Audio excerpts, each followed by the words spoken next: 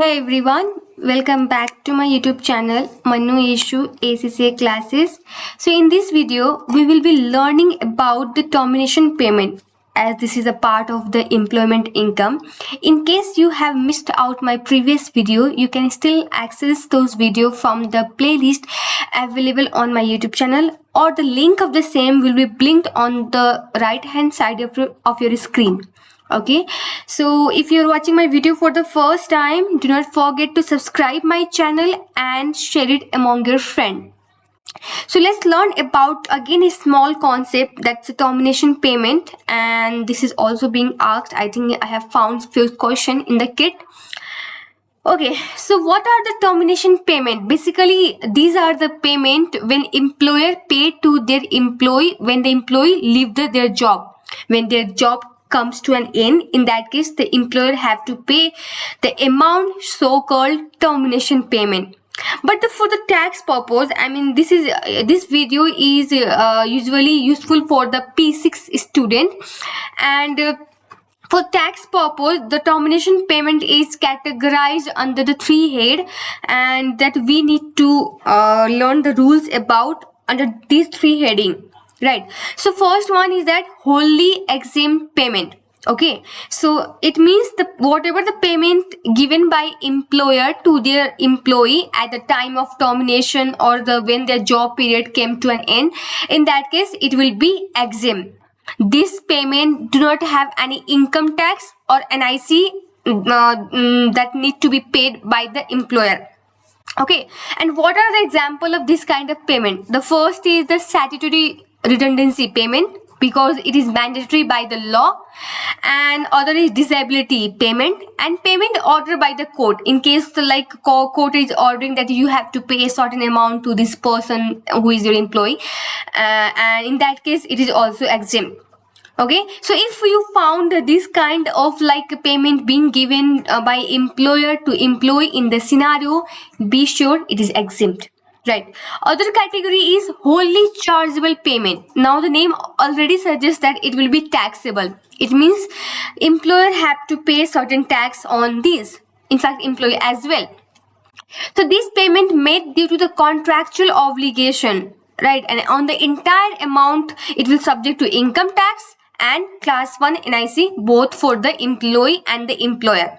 Example, notice period payment. Like in some case, you might have found that like employer may suggest that you have to work for the 30 days. You should train your person whom we have bought on the replacement. You should train them, and whatever the payment given on those period so-called notice period payment, it will be chargeable. It will not be exempt.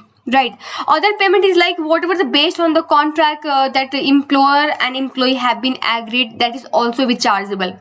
Remember, in case of exempt, it is mandatory by the law, mandatory by the order by the court, or disability payment. In that case, it's exempt. But in case of a chargeable, what has been agreed, what has been contracted, what has been written in the contract, so it is wholly chargeable.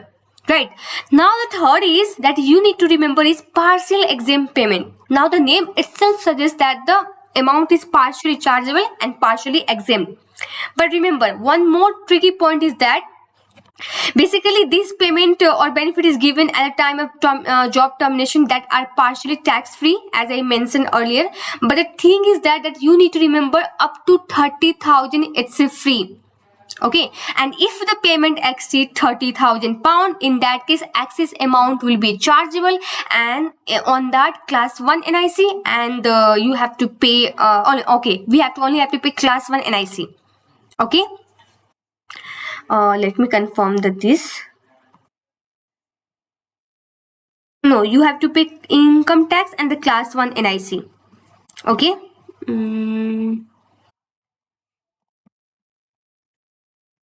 Okay. So now the thing is that First, let's read out the example of the partially exempt payment, like ex gratia payment. Basically, these are the non-contractual payment made by employer voluntary without any legal obligation. Otherwise, a non-cash benefit, like if the company have given the car for certain period after the termination, or employee continue to be used the accommodation provided by the employer even though job period has been end. In that case, this payment is considered to be the partially exempt payment, and on which the certain portion there is tax free and certain portion that you have to pay tax. Now the tricky point is that in this 30,000, this 30,000 limit will be reduced by the whatever the payment wholly exempt payment given to the employee. This is a tricky point that you need to remember. Okay, so you need to remember that up to 30,000 it's exempt, but if you have been paid any wholly exempt payment, then that will be reduced. That will reduce your limit of 30,000. These are the tricky point that you need to remember. Otherwise, that's it all about the termination payment, and I hope this video is useful. In case of any doubt, do let me know, and you can comment in the comment box or in the Instagram, Telegram, Facebook, WhatsApp, wherever you feel easy. I will be happy to address your queries and doubt. Do let me know, or in case you have any specific topic or that you want to discuss in the details, or you have been like struggling during your ACCA journey, do let me know of any subject. I will try my best to clear it out. So thank you so much for watching. Stay tuned with my channel for the more videos.